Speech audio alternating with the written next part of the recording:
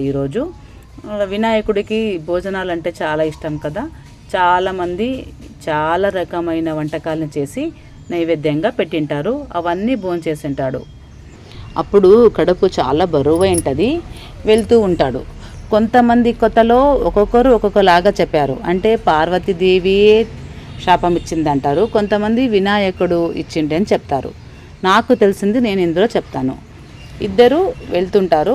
వెళ్తుండగానే వినాయకుడు పడిపోతాడు కింద. పడిపోయేప్పుడు ఆయన కడుపులో ఉన్న ఉంటలు, చక్లీలు, కుడాలు అన్నీ బయటపడతాయి. అది చూసిన చంద్రుడు నవ్వుతాడు.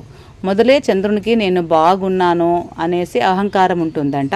అది చూసి నవ్వినప్పుడు వినాయకుడు మరి తల్లికి ఇద్దరికి కోపం వస్తుందంట.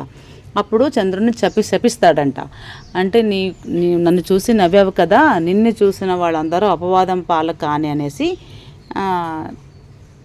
శాపం ఇస్తారంట.